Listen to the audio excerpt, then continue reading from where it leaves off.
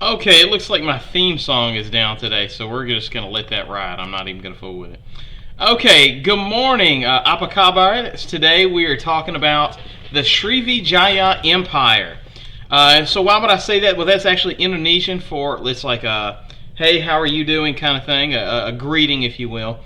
And what we're going to talk about today is an empire that I had never even heard of, right?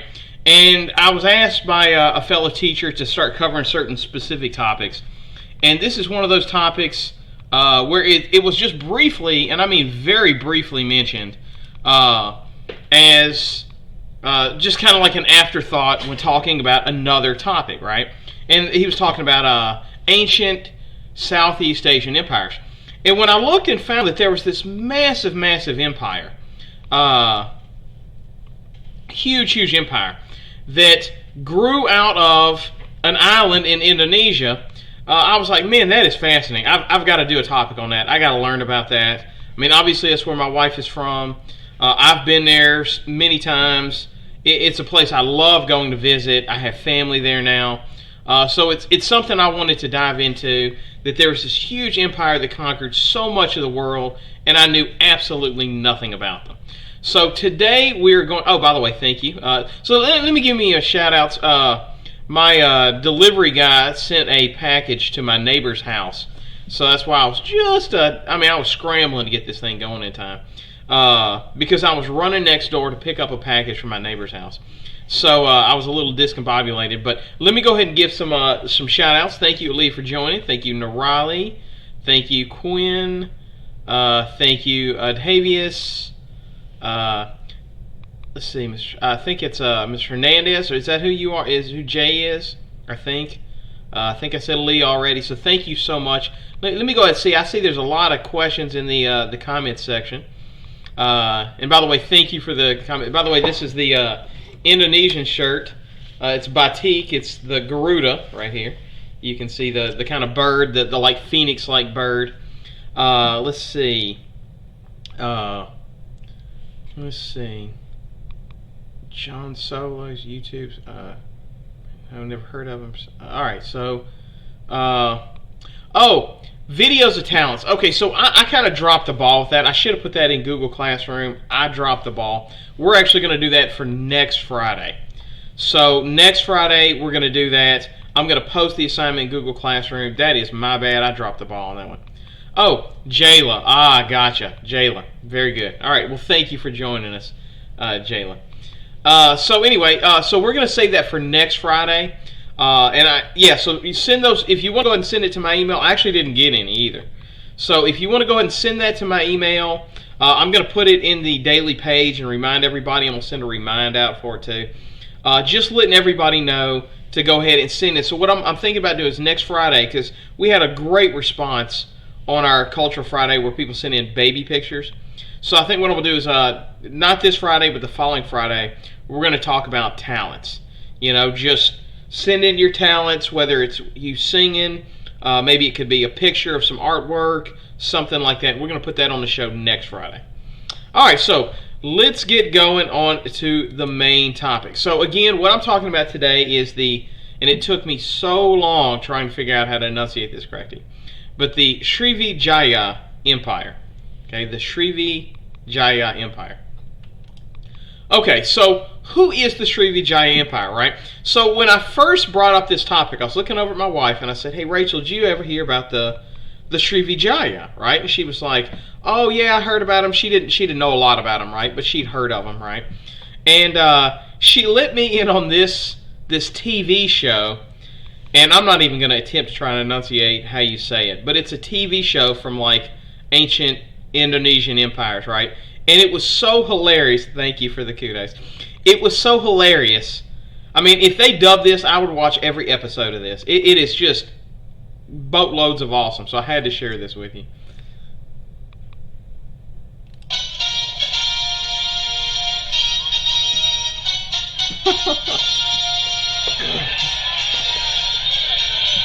Now, this is not, well, I'll just let you watch it.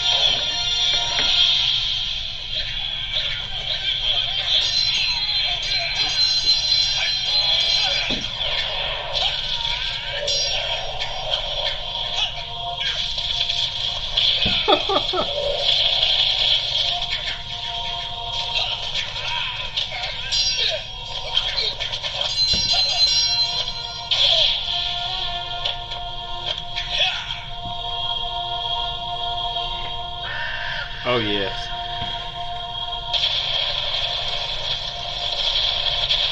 He didn't have time to go around that mountain. He had to go straight through it.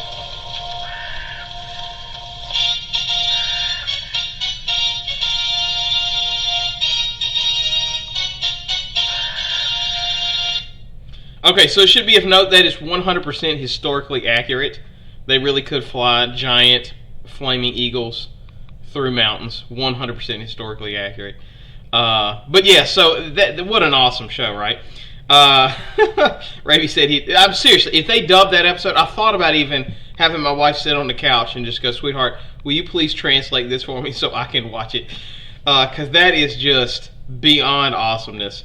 But anyway, so I just thought I'd share that with y'all. I couldn't even figure out a good place to put that in history, but I was like, y'all, that is so awesome. I got to shove that in there just so y'all get a little taste of that awesomeness. All right, so what is the Srivijaya's empire? What is it, right? So let's start off with the name. The name comes from their very first king, which is King Javanaza of the Srivijaya. Okay, so that was the king's name, right? And this king actually lived in Taiwan to begin with. And so what this king did, let me back up a little bit. So we didn't know anything about this entire empire. There were some recordings of it, some writings about it in Chinese folklore. There were some writings about it in some Vietnamese and some Taiwanese, even some Cambodian. And obviously, you would be able to go around and see the temples. And welcome, Miss Bryant. Thank you for joining us. But you would be able to walk around and see... so Miss Bryant is new joining us today. I have decided to forego the code. So what's going to happen is you're going to see questions, and you're just going to leave your comments in the YouTube channel. I figured that would be two things. One, you don't have to have a separate device. And, you know, the real honest-to-God truth of it is, Nearpod has been bugging out. I had an episode yesterday where we were 10 minutes late going on because it took literally 14 hours for Nearpod to save a lesson. I was like, I'm not fooling with that anymore until they can. And the people that they have to deal with questions, I don't know if it's because of the pandemic or what it is, but you can't get any human support. So I'm gonna convert Nearpod for the Google Classroom versions, but for the live sessions, we're just answering questions here in the YouTube stream. So just leave your answers there. All right. So anyway, the whole knowledge of this empire is just forgotten, right? We lost all the knowledge of the empire. We don't know what's going on, right? And of course, Indonesia is going to get colonized over and over and over and over again, right? It's probably, I can't say this for sure, but it might possibly be the most regime-changed area on the planet, right? And we're going to talk about why that is in a little bit. But anyway, so most of the knowledge of this empire is going to get lost until a French scholar named Georges Coedes began using stone inscriptions in the 1920s to kind of piecemeal backwards the empire, right? So my question, and I want you to leave your answer in the comments, right, is why do you think it's so important for people in Indonesia to be able to regain their history, right? I mean, you know, obviously this empire's not affecting them now, right? My wife was kind of joking with me that last night while I was working on this, she was kind of bemoaning the point. She's like, you know, by the end of this evening, you're going to know more about my country's ancient history than I know, right? But the average Indonesian, I don't think they know all this, right? Which, you know, if I were to come to you and say, tell me about George Washington, you may not know as much about it as me, but I think you know about it. Or if you go all the way back to like ancient Anglo-Saxon history, I could ask you, you know, tell me about, you know, King Richard the Lionheart or whatever, right?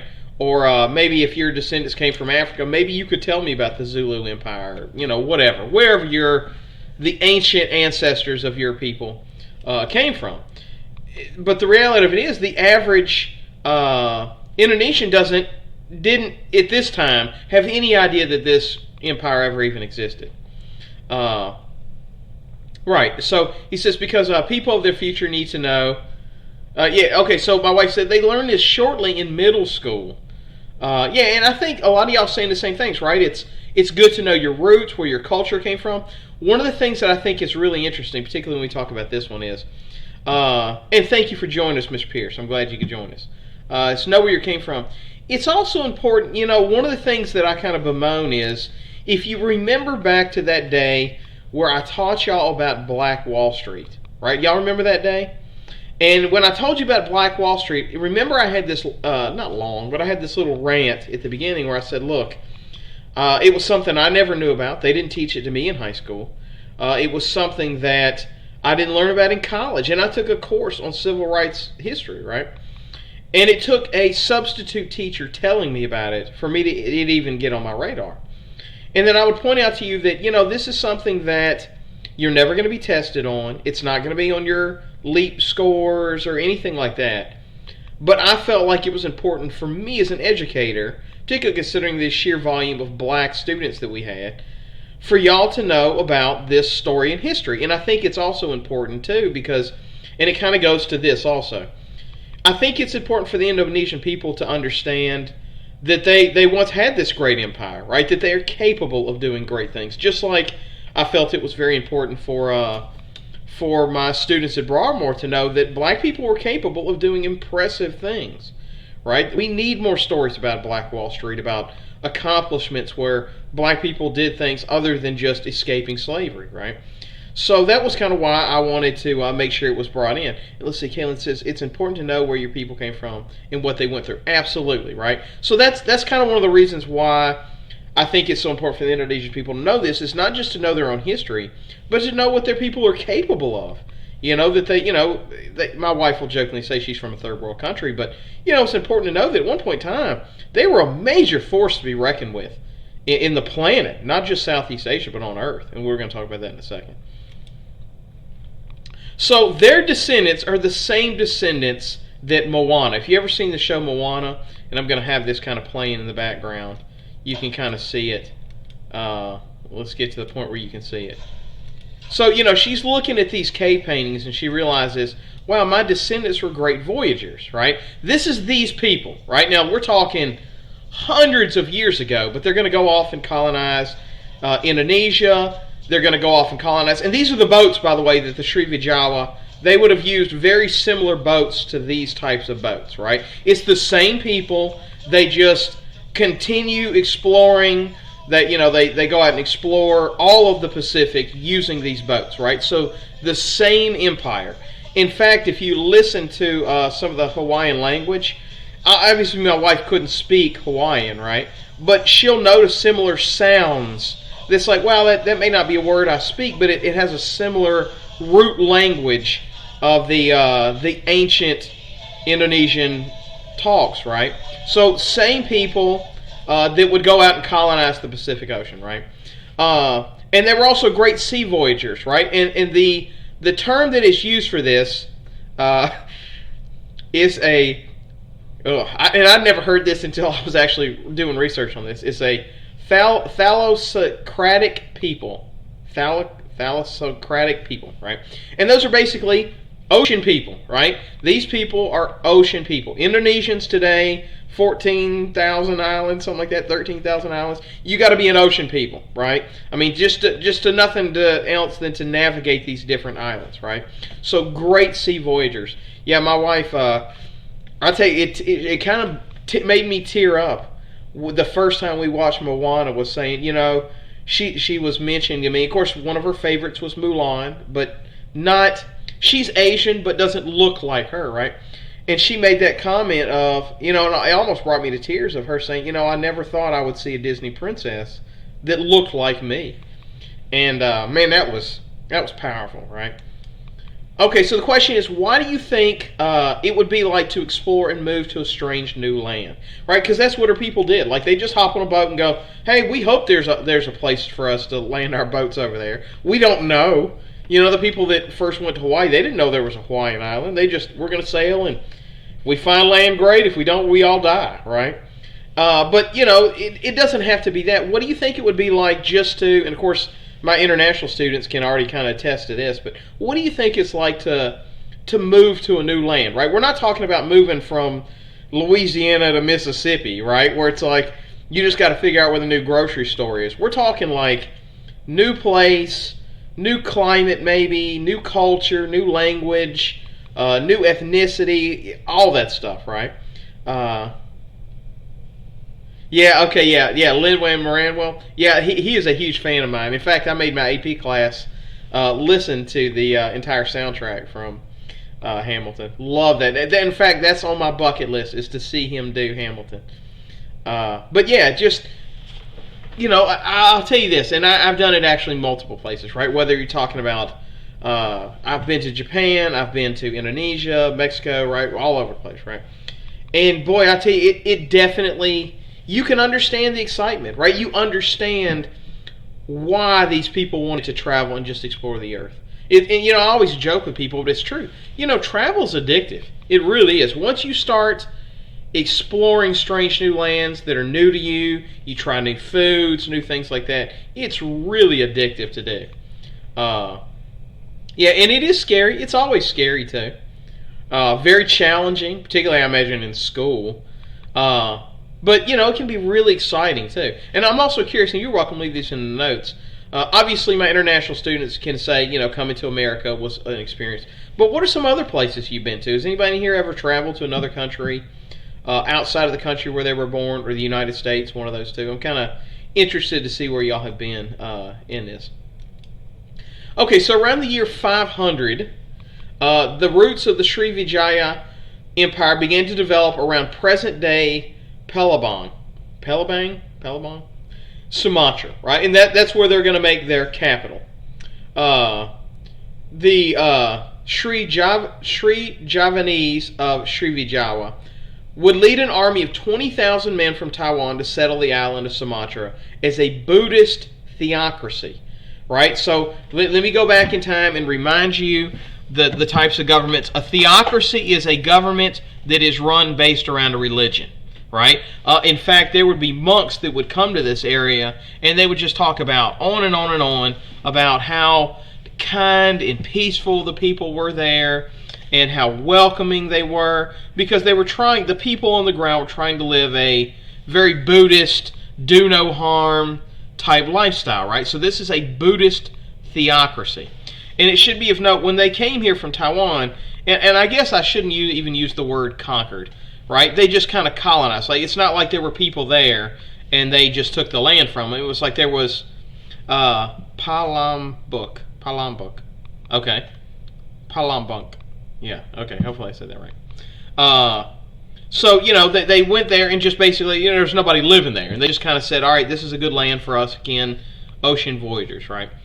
And, real fast, I want to see in the comments, be scary because you wouldn't know the language and it would be hard to understand people. And that is.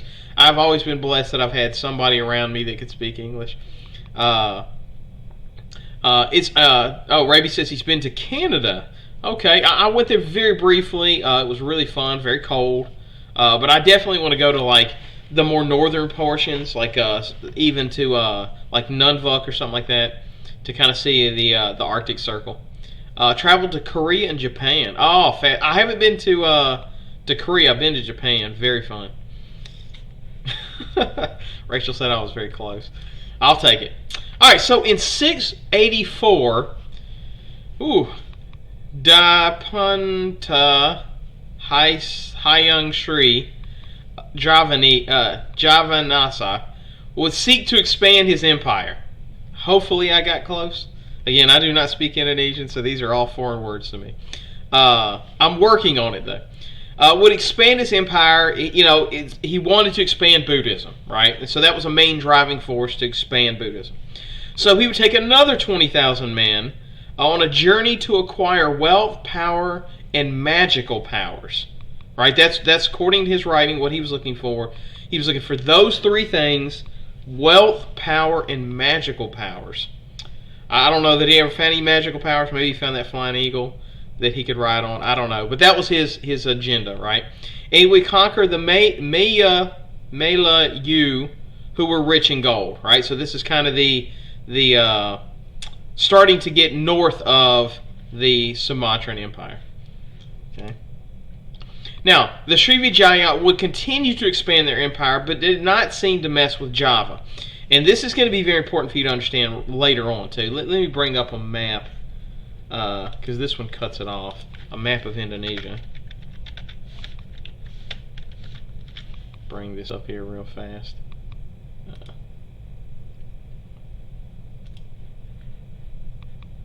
Okay, so this is a map of Indonesia. Let me pull it up. Okay, and you see right here. So my wife is from... Accept all cookies. Go away. Okay, my wife is my wife is right here. This is where she's from, Jakarta, right? So this is the island of Java. Of course, Bali over here, Lombok over here.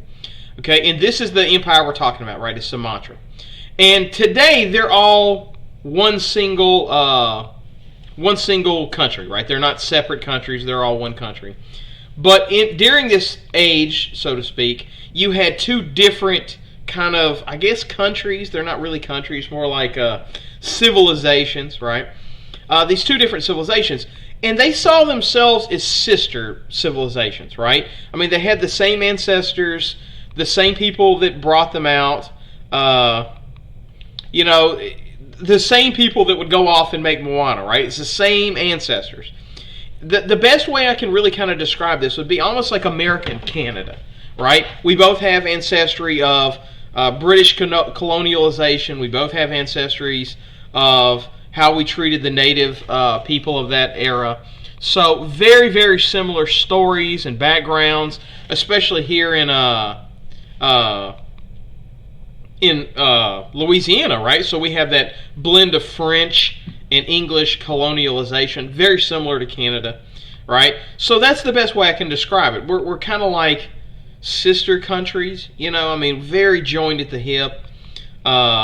So, you know, I want to describe that, right? They didn't see themselves as separate people, but did see themselves as separate empires, right? So eventually Java's going to be sort of part of their empire, sort of. I mean, they had their own leader, but they were like one team, if you will. Okay, so why do you think the people of the island of Java would be so connected to the Srivijaya? Now, and again, I want to stress this too. They probably spoke the same, or at least similar languages. They probably ate similar foods. They dressed the same. You know, they very, very similar, right? Like if I were to take you and dump y'all in Canada, right? Let's say I said, all right, children, we're all going to take a class trip to Toronto, right? Y'all have listened to Drake. I mean, when you listen to Drake, you're not sitting there thinking, oh man, that's a foreigner rapping. I don't understand anything he's saying, right? Oh yeah. So yeah, I mentioned that at school, right? Jakarta was flooded really badly at the beginning of the year. But you can kind of understand why we would be quick to associate ourselves. Yeah, same ancestors, similar culture, similar food, so on and so forth, right? So 2020 has been terrible, right? Every time you sit there and think that it can't get any worse, it seems to figure out a way to get a little worse in a way in which you'd never expected. That's absolutely true. All right, so the goal of this empire was to control trade routes, right? It's all about trade, particularly trade between Asia and India, right? And remember, that's what Columbus was sailing around the ocean for, right? They were all trying to get a taste of that India flavor, right? Those spices.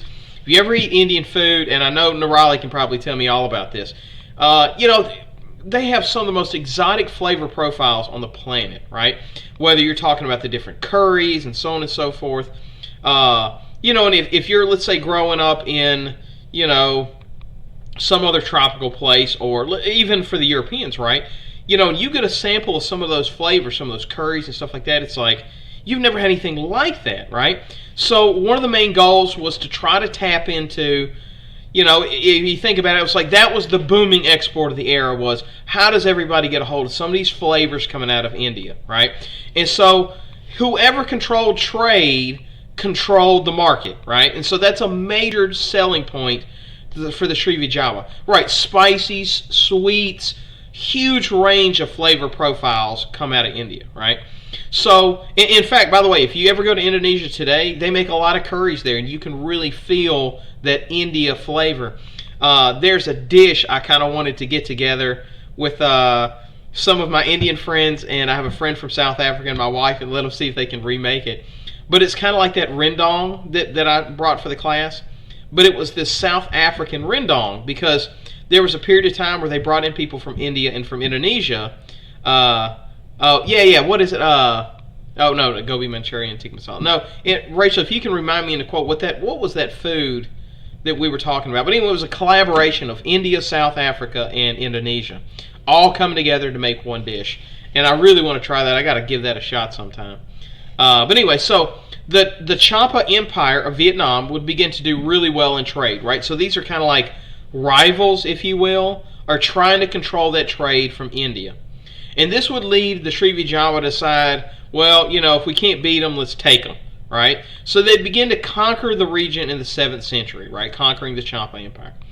They would conquer land across Thailand, Laos, Cambodia, and control the region up until the Khmer Empire would emerge, right? So we're talking Vietnam, Cambodia, Laos, Thailand. They would conquer most of southern Asia, and they would get so passionate about conquering area, they would actually eventually go on to conquer India and start heading up west towards Europe, right? So massive, massive empire, the Srivijaya. So why do you think a peaceful Buddhist nation would choose to become conquerors, right? And this is something I don't have an answer for, right? It's really fascinating. You think about it in this terms. I would consider myself a Christian, right? I would, right? And one of the things that's kind of tenement to the Christian theology is to treat foreigners with love, right? I mean, there's a biblical passage about it. That's what the Good Samaritan is all about, right? And so there's all these different passages about how you were to treat foreigners in your own land, right? And it even flat out says, it says you're to treat them the way God treated the Jews coming out of Egypt, right? Yet you see a lot of people today in a semi-Christian based nation, at least, as far as culture values. You see a lot of them very hard on foreigners, right? A lot of, get them out of here. One of the things I found was fascinating is I saw it was there was a chat board where it said, I wish our government would take care of people instead of immigrants, right? And immediately I'm like, wait a minute, so immigrants aren't people? So it's kind of a fascinating thing, right? So why would a Buddhist nation, right, which Buddhism is all about, rejecting wealth and rejecting land holdings and stuff. It's all about, kind of the simple life, if you will. Why would an empire like this want to become conquerors? Right? It's kind of a weird, fascinating thing. Let's see. One of my best friend's mom is Indonesian, and I love it when she makes lumpia. It's so good. Okay, so, by the way, I've never heard of lumpia. I got to try that. Rachel, you know how to make lumpia? We got to try that. I've never had that before. Anyway, so she puts in there to spread their religion. So that's fascinating. Yeah, that's a good point, too. Maybe they're fed up with fighting them for trade. To expand. They didn't want to be conquered. That could be a good one. Share the ways of religion. Got that one, too. Expand the religion. Yeah, so that might be it, right? Gain more power, more religion. Maybe they just wanted full access to that Indian food. Who knows? So one of the things I want to show you is this is how we know most about the Srivijaya, right? That where they had the most. Oh, I have? When did I try that? I don't remember trying that. Anyway, so we most know about their history from their temples. Let me tell you this. When it comes to temple building, maybe not in size, but as far as impressive architecture, I've never seen anything like this, right? The amount of detail they put into these temples. I mean, it is just absolute. It's veggie egg roll. Oh, I do remember that. We had that at that festival, didn't we? The little veggie egg rolls with a spicy peanut sauce. I think we had that at the festival. Okay, I didn't know that's what that was. Yeah, that's pretty tasty. I love those things. But anyway, so these are the temples. And of course, I could spend the rest of the day showing you. They got busy making these temples. Okay, this is kind of their capital temple right here. Look at the tiny little details. Like, I don't even know how you do that. They had to have some guy climbing up the side of these things, carving into rock to make this artwork all along the buildings, right? That's like people and it's telling a story. Look at this one. I mean, and again, look at all the detail of all these statues. Of course, obviously you can see the ruins. It used to be a lot bigger. Look at that. I mean, that's not just making a temple. That's crazy amount of detail. Yes, it's got to take so long to make buildings like this. This is the one I really want to go to. I'm trying to think what the name is. Rachel told me last night. Oh, some of the legends are they made by genies to impress a girl. Yeah, I tell you, if you told me, if I didn't know anything about science or history or anything, you told me this was made by magic or aliens or something like that, I could see somebody being tricked. Okay, so this is probably one of the coolest temples. I've got to go here in my lifetime. You can see the intricacies. Now, this is like an aerial view. You see these little guys right here? There are thousands of these little statues of Buddha, right? And I mean, all of them look identical. I mean, it's amazing. I can't imagine the amount of work. It's Borobudur.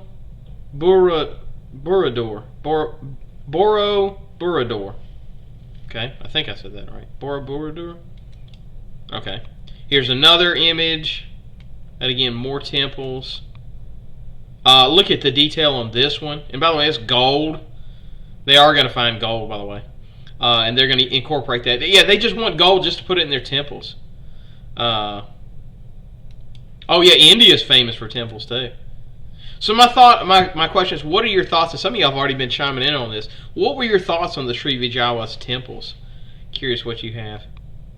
It's not that little. I don't know what that means. Anyway. So I wanted you to get an idea of how big the empire is going to end up expanding. So this is going to be their empire. You're going to notice it's going to conquer all of Southeast Asia, right? So this whole area right in here. It doesn't quite get to the Philippines, but everywhere else. It gets all of India. It gets Sri Lanka. Yeah, the white gold must be from Thailand. Yeah, absolutely amazing. They're going to get all the way up into Iraq. Here's Kazakhstan right up here. I mean...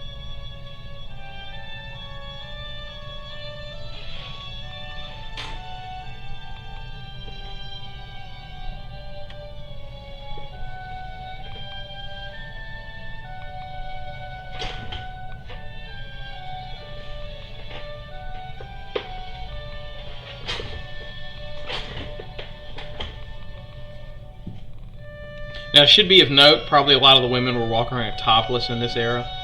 So they took a little artistic liberty for that one. That's that Srivijaya Emperor. And that's his army, so to speak. I don't know if they could run over shooting arrows like that, but...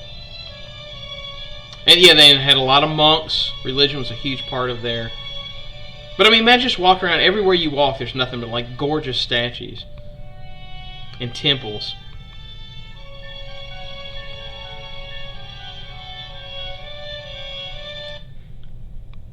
So my question is, what do you think it would have been like to live in the Srivijaya Empire?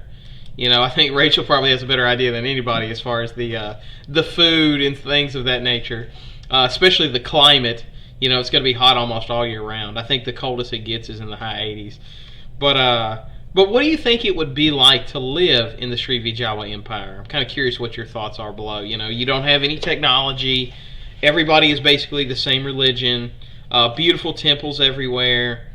You know, very peaceful. And the funny thing is, when you read about it, so it sounds weird to say this. They were conquerors, right? They were obviously going out conquering land. But when you would talk about people that would come to visit, because they had a lot of people that were coming there to visit, right? And they would often say, like, man, these people are so hospitable, they're so kind. Let me tell you, that was my experience going to Indonesia. I mean, just everybody was so kind and so welcoming, you know, so peaceful, just wanted to meet foreigners, wanted to get to know you, so on and so forth. So that was my experience with them.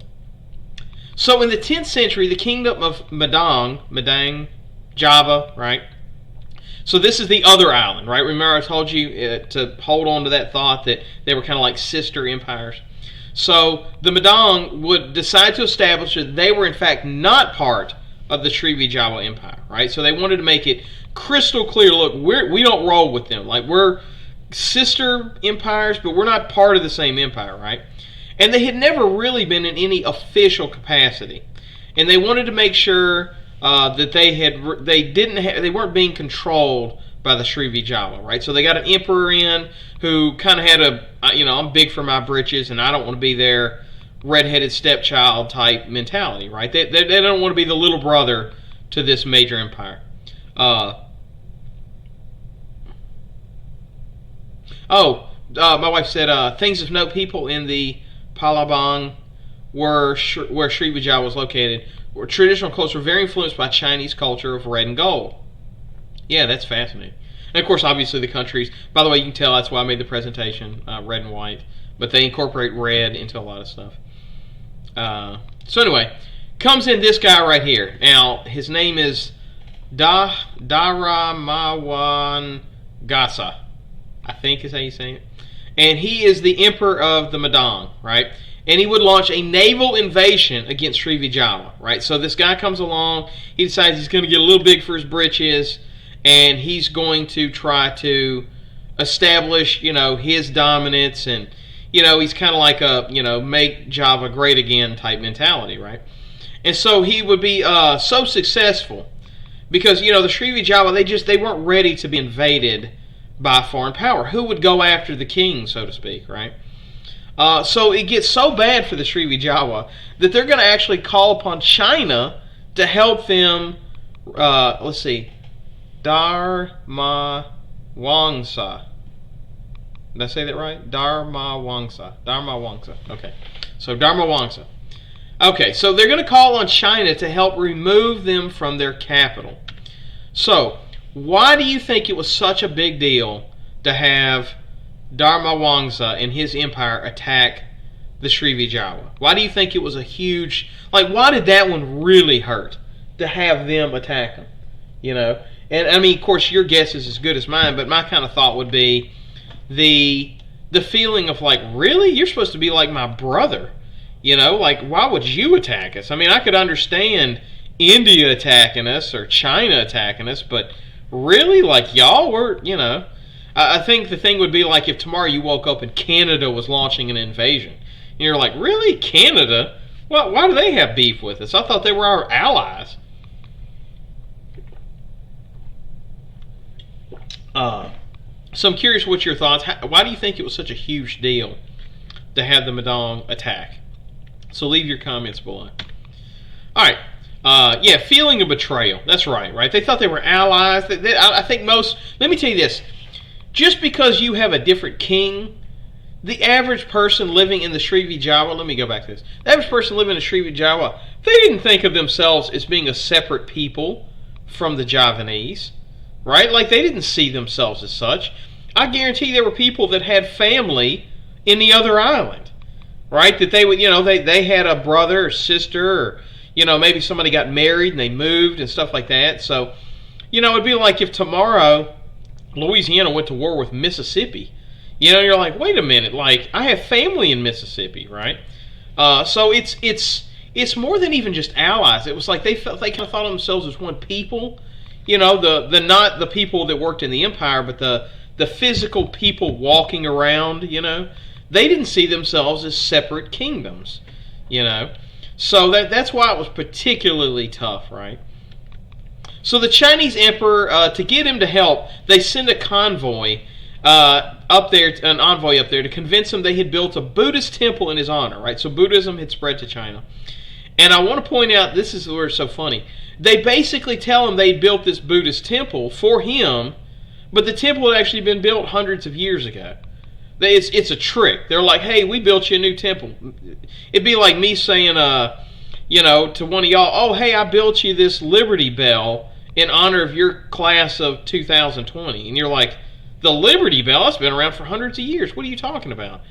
But they do. They convince them that they had built this temple. And they said, look, we want you to come down here and have this big ceremony. You're gonna bring in their version of a Liberty Bell, and we're gonna hang this bell up in this temple to celebrate the opening of this Chinese temple. Spoiler, it's not Chinese. This Chinese temple in the mainland, right, in the capital city, right? And it's all really a trick to get China to want to have some stake in going down there and driving out Dharma Wangsa, right? So they do, right? They're able to. Oh, why do you think they're tricking China into helping them? Or what do you think about them tricking China into helping them? Basically lying and saying, hey, yeah, we built you a temple. Come on down, protect this temple for us. By the way, drive out our enemy. What do you think about them doing that? Kind of curious what your thoughts are. Yeah, they were allies, act of betrayal, that's right. Feeling betrayed, absolutely, all good stuff. So what do you think about them tricking China to help them? So they do get help from the Chinese, and you can see this. This is actually artwork from it. They do drive off the Madong, and a feud begins to grow between the two powers. Right? Yeah, it's pretty messed up. So the Srivijaya realized that, okay, wait a minute, as long as this guy is king, he ain't going to be content just being the little sister country. He's got big ambition. We got to put this guy down. These Javanese people, they don't know their place. They need to learn their place type mentality. So they want to go ahead and get on the offensive before the Madong has their ability to kind of regroup and get back to expanding, right? So what they do, and this is kind of funny because it's going to have a lasting impact to today. In retaliation, the Srivijaya would call upon the Haja king. Haja means king. Haja Wurawari.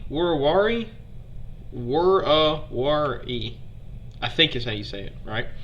Anyway, they call upon this king of Luarma, which is modern day Malaysia, right? So I'm going to use modern terms that I know very well. They basically call upon the Malaysians, and they kind of give money and funding and stuff like that to the Malaysians to get them to attack the Madong in Java, right? So they would. The Malaysians would attack the Javanese people, kind of because they're being propped up by the Srivijaya, right? This destruction led to the attack and the destruction of the Madong, right? So because the Malaysians kind of stabbed them in the back, it would cause them to kind of fall apart. So what the Malaysians did was they decided to wait till, let me say this again, Dharma Wangsa, right? They waited till his daughter was getting married. So he's at the wedding ceremony, and that's when they decide to attack. The attack not only destroys the capital, but it kills their king. So they kind of wait until he's like busy, not dealing with war. He's having this giant festive celebration, and they kill him in his sleep. And let me tell you this, it brings absolute devastation to the island of Java. Their empire collapses. It's like a free-for-all for everybody to kind of move in and conquer them. You're going to see massive violence in the streets, and we're talking for a long time. Desolation, right? It's basically like the purge living in Java for decades after this has happened. And let me tell you this, it creates such a bitterness that the Malaysians, who were unprovoked, would come in and kill their king while he's at a wedding ceremony for his daughter and plunge their island into chaos, that to this day they are bitter between the Indonesians and the Malaysians. And it's funny because one of the first things, and I didn't know this until I knew my wife, but there is a huge contentious issue of who came up with batik, right? This is batik, by the way. Who came up with it? Was it Malaysia? Was it Indonesia? And of course, the reality of it was yes. It's yes to both. It was around before either of those countries were separate people, right? It's all the same people we saw in Moana. It's all the same people that came up with it. But Malaysia takes credit for it, and Indonesia takes credit for it. So it creates even to this day, bitterness. Rendang, right? That's a huge thing. I remember my wife watched this episode of Gordon Ramsay, and he's meeting this Malaysian woman, and she's like going on and on about how Malaysians came up with rendang, and it's like I can see my wife kind of getting frustrated, like, no, they did not, you know. So it's still bitterness today. Like here we are, 2020.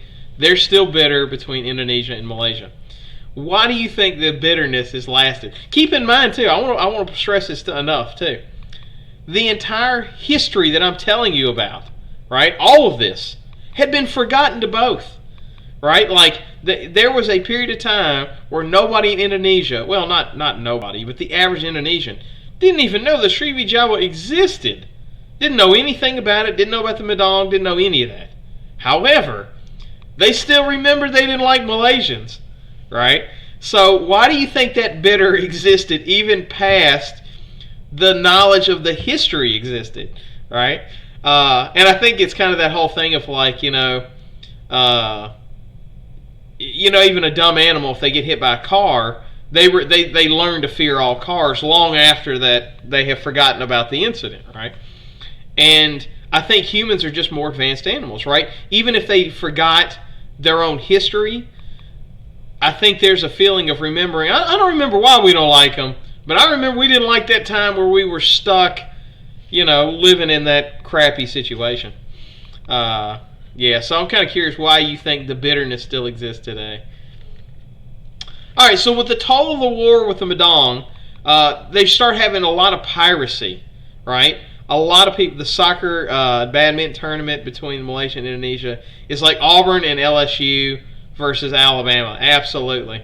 Because they're basically born into not liking Malaysians. And I think Mr. Pierce hits the nail on the head. They were born into it, right? It's the same reason why you see people that are born today that are racist. You put a white kid and a black kid together, and they don't hate each other. They're taught to hate each other. So I think that's a great point to point out. Anger is easily passed down through generations. Right. That's how they grew up. Absolutely. Very good. Very true. Okay, so then enters a guy, and I do not speak Indian, so Nirali would probably be better at pronunciating this, but bear with me. It's the Rajendra Kola, I think. If I'm butchering the enunciation, I apologize. But he's going to be the new Indian Empire leader, right? So the Srivijaya, they kind of have to pull back. India kind of reconquers itself. And they have this new king, Kula, who wanted to do more than just take back the land of India, right? He wasn't satisfied just recontrolling India. He began No, I didn't. I'm sorry, Nirali. If you see me in person, again, please correct how I pronunciate it. Kola? I don't know. Anyway. He begins taking back land, not just of India, but he says, wait a minute, they got a good trade route thing going on down in the Srivijaya. We want to start taking their land. So they're going to start expanding, conquering down into Southeast Asia. So my question is, Chowla? Anyway. Why do you think India would be so interested in an island in Southeast Asia? Right? And I think there's a lot of things at work, and of course there's no way to know for sure. I think there's an element of Chala. Okay. I think there's an element of, there could be an element of revenge. There could be an element of wanting to conquest. I think there could be, I know y'all probably enjoying my attempts to enunciate all these words. So let me tell you this too. I tried for years and years and years to remove my southern accent.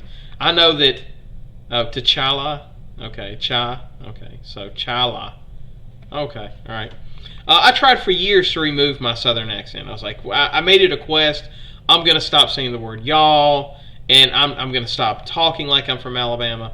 And I really focused on enunciating my words to try to, and I'm probably not even doing a good job now, but to try to make it so that you could not tell where I was from by simply listening to how I talk. And I finally just gave up over the years. I'm like, I can't do it. I was born and raised in the South. I'm always going to do it. So, yeah, I'm going to butcher some of this enunciation, partially just because of my strong Alabama dialect, But anyway. So why do you think India was so interested in, so exploration, I think that's part of it. Resources, partly revenge. I think a large part of it is too is that trade situation. Indonesia is kind of a hotbed trade center, right? Whether you're talking about trade coming up from Australia, down from China, down from Vietnam and Laos and Cambodia, from the west in India. It's kind of like this central hub to do all this trade. And I think India was trying to tap in on that trade market as well. Yeah, so I think y'all all have good answers, right? So as Chala grew, his empire, which by the way, the empire was named after the king, right? So as the Chala grew, it forced both the main empires of Indonesia to unite, right? So the island of Java, that's kind of like still the purge, sort of, they're starting to rebuild, and they're like, wait a minute, we better get our act together and team up, because if we don't, then we all better start to learn Indian, because we're about to be part of the Indian Empire, right? This Chala Empire, right? So in 1045, the Chala would conquer the Srivijaya for 2 decades. So for 20 years, they run the show, right? Their entire empire is under the control of India. Eventually, the 2 islands of Indonesia are going to band together and they're going to drive out the Chala, right? Starting in 1079, China begins to open up talks to try to get them to protect the Srivijaya. So they're reaching out to China saying, hey, look, you know, we're not sure we can repel another Indian attack, and wouldn't you rather us trade with you than India? Here's the problem. Hinduism began to spread to the island of Java, right? So when the Indians came in and conquered the island of Java, they brought Hinduism with it, right? So now you're starting to have division again between the 2 main islands. The Srivijaya are a Buddhist theocracy. They do not believe in allowing other religion, and now you've got Java starting to become a Hindu portion of the island. So now they're not kind of uniting anymore. Right, it was the Thai, Laos, Cambodian New Year. Well, it ends today. Okay. It's their New Year. Today is the end of their New Year. Oh, yeah, I guess it is. It sure is. It took me a minute to process what you're saying. Oh, that's fascinating. But anyway, so now you've got this thing where, like, now the island won't unite because they're 2 different religions, right? And they both believe in theocracy. So now it's like, now they have a different, and of course today they're kind of united. They're not Islamic theocracy, but the overwhelming majority of the island is Islamic. But during the period of time, Java isn't Indonesia, it's Java. Okay. So now you got a period of time where it's like they want to unite against India, but they can't because they have 2 different religions. Now, to make matters worse, the Malay Empire is growing, right? So this is the Malaysian Empire right here. It's like kind of right up in here, and they're challenging for control of the seas. Oh, the first pick is Ganpati. I hope I said that right. Ganpati. I guess she's talking about this one. Oops. Ganpati is the deity in Hinduism, and of course this is Buddha, right? So anyway, everything is going wrong for the Srivijaya, right? They can't get India to stop conquering them. They can't get the Chinese people to unite with them. The island of Java is now a different religion, and they don't want to unite with them. And now you got another major empire building up, fighting for their control of the ocean. The very thing that had made them such a great seaport was now putting in the crosshairs of all their major empires. One of the things that made the Srivijaya so powerful was controlling that trade. So it gave them their power, but at the same time, now it's their worst enemy because it's painted a giant bullseye on their back, right? So the question I kind of asked for y'all is, have you ever had something that you got that you thought was good, but it turned out to be bad? I'm kind of curious if y'all have ever had an experience like that, like and it could be a relationship, right? You're like, oh man, I'm so in love with this person, and they turn out to be a total creep and a cheater, or maybe your relative bought you a pet, and the pet ends up just being a giant handful, and they tear up the house, something like that. It's something of that ilk. Maybe your parents buy you a car, but it's a clunker, and it just won't run right. I think relationships are the most obvious one. And so that was kind of my question for you. You ever had something that you thought was really good, but it ended up being really bad. And that's kind of how trade is for Indonesia. It was like this is what made them so great, but it also ends up being what paints a bullseye on their back and says, "Hey, come conquer us," and then you too get to have some of this trade. Your phone, oh, that's a great one, right? The first time you get a phone, you're like, "Oh man, this is so great," and before you know it, it's like it's this giant black hole of time. Jayla wrote her little brother. That's a great one. I started to make that comment. I had a brother that I love very closely, and I lost him. But there's a period of time when I was a little kid that I was like so excited to have a little brother, and then they get all the attention, and it's like, oh, I don't want a little brother. Oh, this is a mistake. Anyways, let's see. Food, yeah, that can be one. Oh, my dad brought me chocolate chip sweetbread, and very excited to eat it. Turned out it was red beans bread. Oh, yuck, that sounds nasty. So yeah, I'm sure y'all could have lots of stories about that. That's really fun. All right, so eventually the Chinese and Malay would all carve up Srivijaya, right? They all get their little piece of the pie, so to speak. Now the empire would limp on to 1401 when their last ruler died, before their land was eventually absolved into other kingdoms. Now, many of the traditional clothing and dance and even the music of that empire are celebrated today by Indonesians. And of course, you can definitely see that Srivijaya influence in a lot of their traditional clothing and stuff like that. As a symbol of pride in Indonesia, they have had a powerful empire at one point. They'll often have these festivals and stuff like that to kind of show off their culture, right? And this is one I kind of wanted y'all to see. It was like a celebrating the fashion of the Srivijaya. You don't need to see this. Oh, I can't skip over. And let me tell you this. If you ever want to see awesome looking costumes, man, Indonesia is where it is at. They have some of the best looking costumes I've ever seen.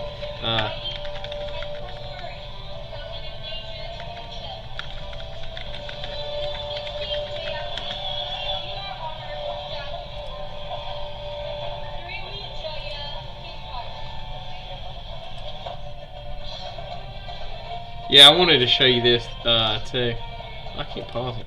There we go. Let me bring this over here real fast. Look at this. So this is Miss Indonesia. This is probably the coolest Miss Indonesia I've ever seen. But that giant golden Garuda, But look at also too. Look at some of these.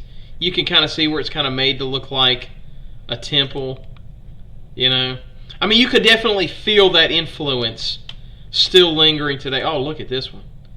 Absolutely crazy. And you can still feel that influence.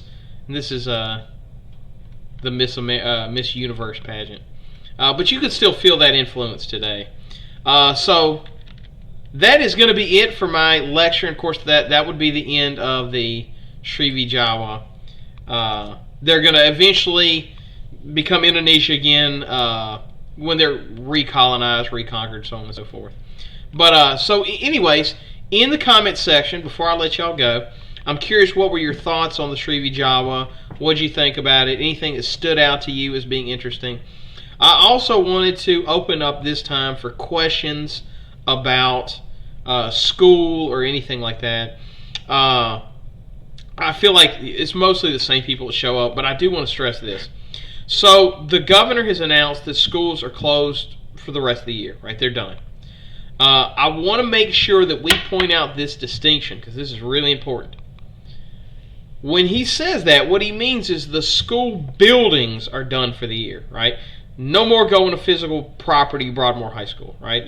You've set your last foot on the physical campus of the school year, right? You're done, right? However, that does not mean school itself, the school year is over. They have said that we're working on plans to make sure that we have access to remote learning. I've heard a lot of different plans implemented. One of the plans I heard the other day, it was kind of fascinating, was And I don't know if this is going to be the ultimate plan. I do know that they want us to continue remote learning, and they're going to figure out a way for y'all to get points for it. They were even looking at maybe methods for... Oh, by the way, you said when are we turning the Chromebooks? Not anytime soon. I know that. It won't be anytime soon. They're going to let y'all keep them for the remainder of the school year. Also, too, I don't know if y'all knew this, Cox, if you're a student at EBR, is offering free internet for 6 months. So if you do not have Cox cable internet, get a hold of them. I'm going to see if I can find this for you. Let me see. EBR Cox free.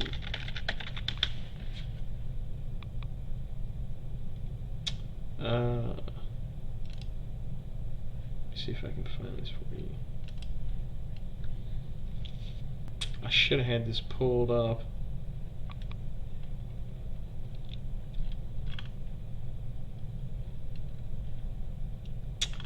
I will see if I can look for and pull it up. But basically, in a nutshell, the Cox has decided to offer 6 months of free internet for students. So if you do not have in-home internet, tell your parents about it. Look up that plan. I think Cox pretty much services all AVR. So if you don't have it, go ahead and get it. But we're definitely still going to do remote learning. One of the things I've heard that they're playing around with the idea of is, let's say you have an A, right? Well, first of all, let's say you have an F, right? All the work you do is just bonus. So what I mean by that is, you know, normally I put an assignment into Google Classroom, into JCampus, and let's say it's a DBQ and it's a 10 out of 10. Now it'd be a 10 out of 0. It's just adding points onto your grade. So that will be a huge opportunity for people to pull their grades up, to get A's. Now, the question then asks of, well, what if I pull mine up to an A? Am I done? Like, what do I do? What they're looking into is, you know, a lot of times English will have summer reading assignments. They're kind of looking at using that same system to basically create a system where the work you do now will actually be a padding for next year's grade. They're talking about doing something like that. I don't know that that's what they're going to do, but I know that's an idea they're kicking around. But they're definitely going to implement online learning. Now, right now, how would that help? So let's say, for example, you have U.S. history, right? And let's say you earn 50 bonus points in my class. That 50 points would translate for when you take class next year, if you're taking AP World History. So what about the pass and fail thing? Okay, so if we do go to remote learning, I think the basic plan is going to be, and again, this is not set in stone, but the basic plan is going to be whatever your grade was, that's what it is, but you can still do all that bonus to earn it, so to pull it up. And again, they haven't made a decision yet. The governor's kind of said let the parishes decide. But what I think would happen in something like this would be like, let's say you had a 50, right? Well, if you just don't do any work, then that's what you had. You had a 50, right? If you decide to go online and do this remote learning, then however much you pull up your grade, that's how much you pull up your grade. I think that they're gonna work out something of that ilk. I think it's not just going to be everybody gets a free pass. Because I'll be honest, there's some people that had like a 10. You know, people just never showed up to class anyway. And so I mean, you know, if you showed up to my class 5 times and didn't know any U.S. history, I'll tell you this, it's not so bad for U.S. history, but imagine if somebody had like, and again, I don't know what they end up deciding to do, but let's say somebody had taken algebra, right? They showed up 3 times all year, they had a 5 in the class, they're not ready for geometry next year. So just pass them through algebra, you're actually doing them a disservice. Because what's going to happen is they're going to take geometry next year and then realize they have to go backwards and relearn algebra. So it's not efficient. I think that's what they're going to do. I don't know that that's what they're going to do, but I think that's what they're going to do. Or some variation therein. I think we're now at a point in time where it's like, even if it's not the best plan, there is no best plan. We need to just pick a plan and stick with it. So I think it's going to be something of that ilk. But I just want to make sure I stress that to y'all. Physically, the school year is over, right? From a academic standpoint, the school year is not over. We still got till I think it's like May 20 something. So it's not technically over yet. So I put that in the remind, spread the word. I've still got I got 80 people that are subscribing and doing this stuff. I have 120 some odd students. So that means at least 40 students have done nothing since this break. So please, if you know somebody that is not doing their remote learning, when are grades going in? We are still waiting for EBR to decide when to open JCampus. The second they open JCampus is the second I'm going to put in grades. In fact, I might even call not doing a show that day. Let's say it comes out on Tuesday. So, all right, we're canceling the show this Tuesday. I'm going to spend 6 hours putting in grades. That's probably how it's going to go down. So you'll probably know it. I'll probably have a huge announcement. Hey, school's canceled today, or my class is canceled today. And I'm just going to focus on putting in grades. So I'm telling you, I'm itching. I'm waiting to put in grades. I'm keeping up with who's doing these things. So I'm definitely itching to do that. So, any other questions? Let's see. Yeah, Rachel says, bye everybody, hope to see you tomorrow. Yeah, so that is actually, and by the way, I think I'm going to keep this format. I like it better. The shows we're running about an hour and a half to 2 hours. We're getting it down to about an hour by doing it this way, by me not having to stop and wait constantly. So I think we're going to keep on this format. So let me know what you think. Do you like this? Do you like Nearpod better? What do you like better? I think I like the chat going, because then y'all kind of interacting with each other while you do it. Yes, so you can redo any of the Nearpods that you missed. Absolutely. I'm putting them all in Google Classroom. So, all right. Well, if y'all don't have any more questions, I'm going to call it today. It's been a great episode. Glad y'all showed up. Thank you, as always, for participating in your education. If teachers don't put in assignments, how will I pull up my grade? Whew. Get in contact with your teacher. Every teacher should be putting in assignments. Every teacher should. If a teacher is not, you may want to reach out to your teacher and see what can we, what's going on. So, we haven't covered all. Well, as far as the scope and sequence, we have. It does not, at least for my scope and sequence, it does not go past. It actually doesn't even go up as far as I've taken it. It's supposed to end with really the 9/11 event. It does not get into the Bush administration. It does not get into the 2000s. And let me tell you a little bit why. It is really dangerous to teach history as it gets too modern. And I've mentioned this in class before too, but let me repeat it here. It's really dangerous teaching history as it gets too modern, because as it gets too modern, you don't know the full impact of what is going to happen, right? So, for example, let's say we make a decision to not go to Syria, right? We decide we're not going to Syria, and we're just going to let Syria do what it do, right? History could show that was a huge mistake, that they're going to create some terrorist organization that's just going to cause all kinds of chaos, right? But when I was teaching, I didn't even teach it to you, because who knew, right? We didn't learn about the Taliban, even though they were a thing in the 80s. We didn't learn about that when we were in high school, because nobody knew they were going to grab planes and fly them into buildings. So the danger about teaching history that is too modern is you just don't know, right? Like, you don't know what is important. Like, let's say tomorrow I were to go out and tell you, obviously I think we all know the coronavirus is going to be important. But let's say I were to tell you on and on and on about how important the Affordable Health Care Act was, right? What a huge event in history it was. But in the grand scheme of history, it may turn out to be that was nothing. Like, it was absolutely nothing. Trump goes and absolutely redoes Obamacare, and it was just a blip on the radar, something you don't even learn about. At the time, it felt huge, but in the grand scheme of history, I remember for a long time, I was like, oh man, can you remember that SARS outbreak, or the swine flu or bird flu? And now we have corona. It's like, those seem like nothing.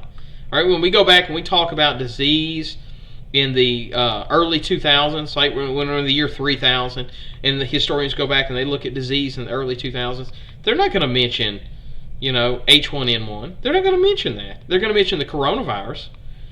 So the coronavirus came along and made all those other outbreaks look like they were inconsequential.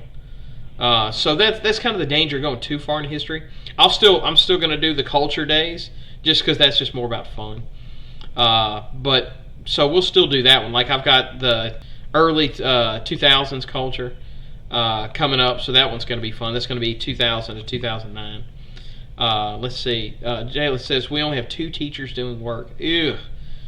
Whew. Reach out to your teachers, the only thing I can say. Make sure everybody's supposed to be doing something. Let's see. So what we do for the remainder of the year? Okay, so what we do for the remainder of the year? Well, there's a lot of different topics in history. I plan on just covering different topics. We could go farther back in U.S. history. We start with westward expansion. I might even touch on some topics that go farther back. I've had a couple world history teachers reach out to me, and since a lot of y'all have A's, and this is going to possibly end up counting towards world history, I thought about incorporating more world history. I mean, it's just wall-dropping history. So it used to say Jacob Waldrop American history, and I left off the American. So we're probably going to do a lot more world history. Let's see. Oh, I didn't know that, Raby. I'm the only teacher giving you work. So what you're telling me, Mr. Raby, is you have lots of time on your hand to make a theme song. That's what I'm hearing from this. I'm just saying, But it's whenever the public is going to open back up. They're saying the official day is May 16th. Let me tell you this right now. We will not be open May 16th. I hate to say that to you, but it's not going to happen. Let me say this. I hope it is. I hope everybody goes inside for the next 14 days, and the seas part ways, and it's nothing but rainbows and sunshines for everybody. But I will be shocked if we are completely reopened by May 15th. In fact, I think it's going to be kind of a slow rollout. We'll open some stuff, and then more stuff will get open. They've even talked about how we're going to go back to school next year. Potentially, it might be a thing, and of course, this is all speculation. There's no official word. But they talked about maybe having an A day and a B day, and you only come to school on A days. It might be something like that. They might stagger times in, times out. We may have to completely rethink a lot of things. I was listening today, what about airplanes? How are we going to do that? Are you going to get trust to be cramped on a plane for 17 hours with everybody coughing into the air? I don't know. So until we have a vaccine, it's going to be a really, we're going to have to make a lot of tough decisions. I'm telling you, our kids are going to be asking us what are parks and malls. Yeah, I tell you, malls, that's crazy. They are dying. And it's funny when you go and you watch, I was watching Minority Report the other day, and a lot of these sci-fi movies, Demolition Man's another one, you'll see them go to these malls in the future, and what are malls going to be like in the future? And it's funny now to look at it full circle and go, oh, they're not. They're not in the future, That's a fascinating one. Yeah, it's so depressing. I want to see the world again, too. Listen, I thought as this time has gone on, I would get more used to sitting at home. I want to thank my Nintendo Switch and Breath of the Wild for helping me through this pandemic. But it's not. I'm not getting better adjusted to this. I'm getting more restless. I want to see more humans. I'm an explorer. It's in my nature, and I even if it's just, I cannot sit at the house. It's driving me bonkers. I've run the same section of my neighborhood in about 400 different methods, right? My neighborhood's kind of like a bunch of loop-de-loops, circle 8s. And every day I try and figure out a new route to run just to change it up. It ain't helping. So. Anyways, but listen, I cannot stress enough, as much as the temptation is, stay safe, stay inside. I hate being inside, even when I have my game down. Here, my sleep schedule. Oh, my sleep schedule. Oh, from your mouth to God's ears. Absolutely true. Listen, I normally go to bed around 9, 10 o'clock, and I get up at 4 o'clock in the morning to go work out. I am now going to sleep at 2 or 3 o'clock. And it was a slow, I was first staying up till 10 o'clock, then staying up till 11, then 12. And shoot, I've gotten to the point now where I'm going to bed at 2, 3 o'clock in the morning and waking up at 9, 10 o'clock in the morning. So, it's affecting my sleep. It's hard to go to sleep. When you haven't done anything all day, you sit in the house all day, it's hard to make yourself go to sleep. I think this pandemic is going to cause an advance in technology. Yeah, I hope so. In a few years, you're going to make it where we won't have to come in direct contact to anything. That's something I was talking to another teacher about, and that's something we're terrified of is, what if they decide to go to remote learning for budget purposes, right? And so it's like this, I have 400 students logging in, and I teach all 400 in an hour and a half. Think how much money they could save. Of course, obviously, the problem is I don't have that direct interaction. And I think there's a lot more that goes into teaching other than me just telling you about the Srivijaya. I think, not all of y'all, but I like to think that some of y'all are showing up just because the relationships we built in school, that you enjoyed the classroom environment that I created, at least I hope anyway. And I couldn't do this. I couldn't just be an online teacher. I tell you, I put a lot of production value in the show. I mean, you can see, like, I make the intros and the agendas and all that stuff. You can kind of see this is the tech I've learned to use because I'm trying to make the show as good as possible, partially just to, keep myself busy. I'm still actually putting about 6 hours of work a day in, even on the weekends, like on Sundays I'm still working, to try to make this show as good as possible. I'm learning about topics I didn't know. I didn't even know what the Srivijaya. I'd never even heard of them. And thank you for saying that, Mr. Raby. I appreciate it. Yeah, it's going to be the decade when robots take over. Yeah, you remember I was already talking about that, automation. It's going to cause an advance. Yeah, they did say we can't use Zoom, but we can use Microsoft Teams, which I'm not a fan of. I'm trying to figure out how to do a lot of stuff with it. I think I'm going to stick with this as the format. Thank you, Nirali. I appreciate that. But yeah, I think we're going to stay with this one. But yeah, and I might even especially like on Fridays, Culture Days, just open it up. I did last time to where y'all just show up and interact with each other. Create a Microsoft team and kind of have a little virtual classroom, so to speak. So we might incorporate something like that. So, but anyway, yeah, I'm with you. I want to see people again too. This is bonkers. Yeah, I'm done. Like, I'm ready to be over this. But unfortunately, I don't know if you saw in Michigan this morning, there's massive, massive crowds protesting at their state capitol to reopen the government. So get ready for Michigan to have an explosion of coronavirus. So it's just, there's a lot of craziness going on. So, yeah, anyways. Well, unless y'all have any other questions, thank you so much for showing up to this episode of Wall Dropping History. I appreciate y'all's dedication to the question. Oh, y'all have Hangout and Chrome. Yeah, they won't let us use it. Obviously, if y'all hang out with each other in Google Hangout, we can't stop you. But, yeah, we're not actually allowed to use it. So, I'm not sure what happened. Like, those things were open to us, and then they got shut down. My fears, maybe hanky-panky. Maybe not necessarily at Broadmoor, but somewhere in EBR or some school somewhere in Louisiana. And so they got fearful that they like Microsoft Teams because it records everything. Yeah, I hate this, but I like Amazon making so much money, though. We were actually talking the other day. There's a distinct possibility. I don't know if y'all seen this, but AMC is going bankrupt. They've already started to file the paperwork for bankruptcy, and a lot of people are saying they'll never reopen again. And that sucks for me because, man, I'm a huge moviegoer. I mean, I would go to about 3 movies a month, maybe 4.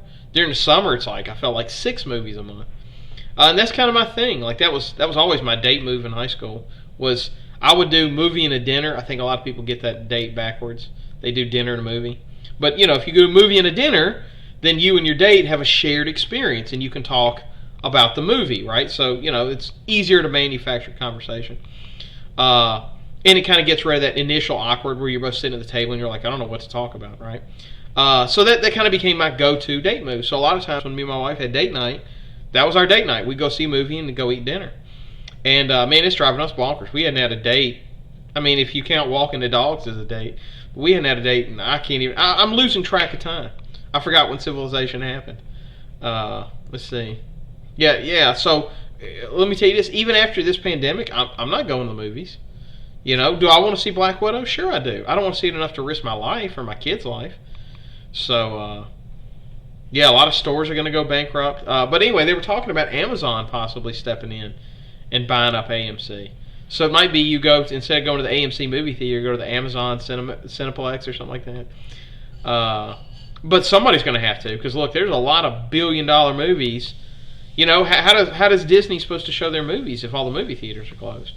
So yeah, there's going to be a lot of bonkers stuff that happens. I mean, they can only drop so much stuff on Disney Plus. So yeah, I love going to the movies. All right, well, if y'all don't have any more questions,